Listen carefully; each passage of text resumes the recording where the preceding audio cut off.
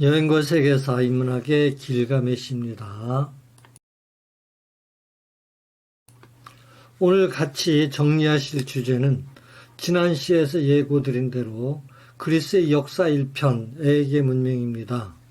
영국의 낭만주의 시인 셸리의 말입니다. 우리는 모두 그리스인이다. 우리의 법률, 문학, 종교, 예술은 모두 그리스에 뿌리를 두고 있다. 셸리의 말이에요. 서양 문학의 바탕은 헬레니즘과 헤브라이즘, 이에 게르만적 요소와 이슬람의 과학기술이라고 합니다. 그 중에도 정신적 토대는 헬레니즘으로 고대 그리스, 즉 히랍 사람들의 사상과 문화를 가리킵니다. 헬레니즘은 그리스의 인본주의 정신으로 르네상스의 부흥을 거쳐서 유럽 정신의 뿌리가 됩니다.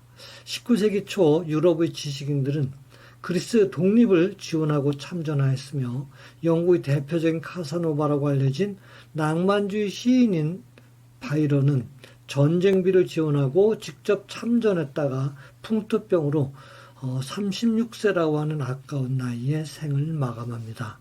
그래도 짧은 생에 300여 명의 연인과 사랑을 나눴다라고 전해지고 있으니 걸맞은 별명이긴 하죠. 지난 2010년 그리스의 금융위기 때 유럽인들이 보여준 그리스에 대한 애정은 그들의 문화적 뿌리가 그리스라고 하는 사실에 공감하고 있다는 증거가 아닌가 합니다. 그래서 그리스 문화를 아는 것이 유럽 여행이나 이해의 바탕이 될 수 있기에 본 주제를 우선 선정하였습니다. 그리스는 거리는 멀지만 우리와 많은 공통점을 지니고 있는 나라입니다. 지적으로 보면 모두 북위 38도에 위치한 그리고 반도 국가 그리고 6천여 많은 섬을 지닌 해양 국가로서 해운업이 유리하지만 반면 유럽과 아시아의 전략적 요충지에 자리 잡고 있어서 강대국의 지배를 받고 내전을 겪는 등 역사적으로 비슷한 순환을 겪었습니다. 기원전 388년 마케도니아의 알렉산드로스 대왕에게 복속된 이후에 로마, 동로마, 이어서 오스만 등 2000여 년간 다른 나라의 지배를 받다가 1830년 영국, 프랑스, 러시아의 지원하에 겨우 독립합니다.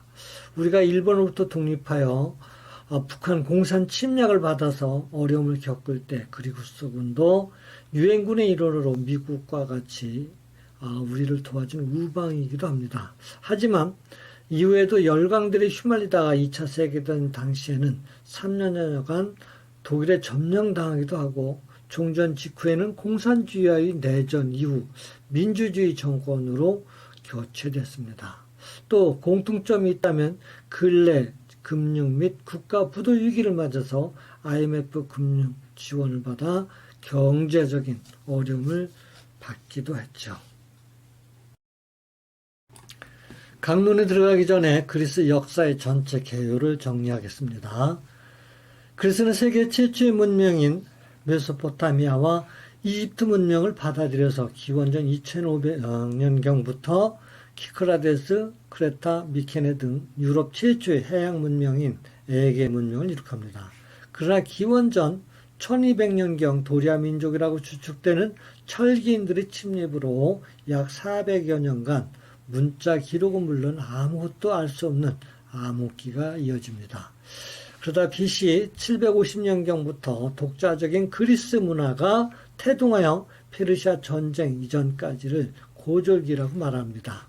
이때 그리스에는 폴리스 형성, 호메로스 등 국민문학, 올림픽 등이 형성되어서 이때를 상고기 또는 아르카이키라고도 표현합니다.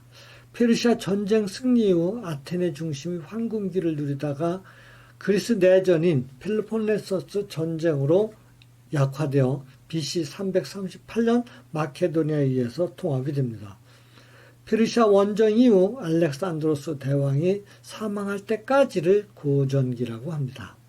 이후 후계자들에 의해서 사분되었다가 로마의 옥타비오누스에게 이집트 클레오파트라와 안토니우스가 BC 31년 악tium 해전에서 패하여 멸망할 때까지를 헬레니즘 시대라고 합니다.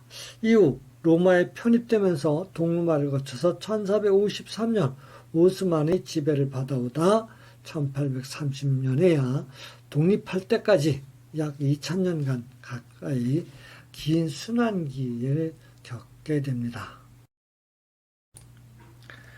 에게 문명은 오리엔트 문명을 수용하기 위해 유리한 섬 지역인 키크라데스 제도와 크레타 섬에서 BC 2500년경 시작되어서 BC 1400년경에 멸망합니다.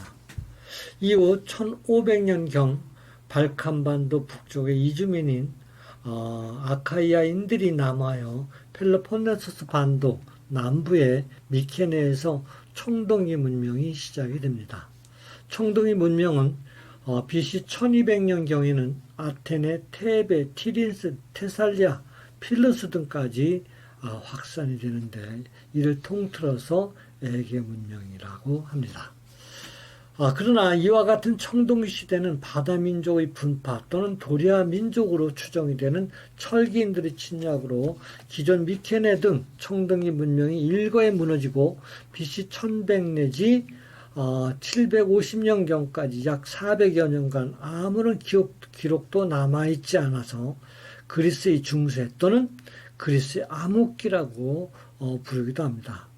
이제 에게 문명의 시작인 키클라데스 문명을 먼저 보겠습니다.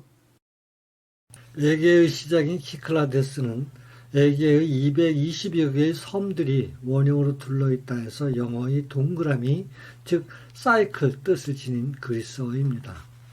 오리엔트 문명을 가장 먼저 수용하여 독특한 문명을 이루었는데 키클라데스 미술이라고도 합니다. 다양한 청동기 및 토기리 등이 있으나 키클라데스 미술 중 가장 유명한 것은 대리석으로 만든 순장용 조각상인데 인근의 팔루스 섬과 나흑루스 섬에 고급 대리석이 있기 때문입니다. 길쭉한 코만 강조한 단순한 얼굴에 양손을 배에 교차시킨 임산부 모양의 여신상은 대부분 30cm 정도의 여신 입상으로 까치발과 길쭉한 코 모양을 하고 있어 벽에 기대어 세우기 위함이라고 하는데 이런 여신상을 슈스터 마스터라고도 부릅니다.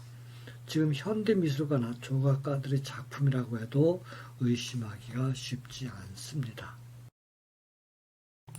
델루스 섬은 작지만 키크라데스 여러 섬 가운데 구심점이 되는 섬이라 아름다운 신화가 있습니다. 그리스 신화에 의하면 제우스와 사랑을 나눈 레토는 결혼과 출산의 신인 제우스의 본처 헤라의 질투와 방해로 아기를 출산하지 못합니다. 이를 본 제우스의 부탁으로 바다의 신 포세이돈이 떠돌이 섬 델로스를 헤라 몰래 고정하여 레토는 델로스 섬에서 쌍둥이 남매인 음악의 신 아폴론과 달의 신 아르테미스를 낳을 수 있었습니다. 델루스가 키크라데스 도시 동맹체의 중심이 되어 델포이와 함께 델루스 섬에도 아폴론 신전이 지어지고 페르시아 전쟁 이후 재침에 대비하여 아테네 중심의 동맹을 결성한 곳이 이 섬이었기에 델루스 동맹이라고 부릅니다. 하지만 스파르타 중심의 펠로폰네소 동맹과의 그리스의 내전인 펠로폰네소 전쟁의 중심이 되기도 합니다. 끝까지 시청해 주셔서 감사합니다. 다음에는 밀로스의 비너스와 대화로 또 뵙겠습니다. 두레박이었습니다. 감사합니다.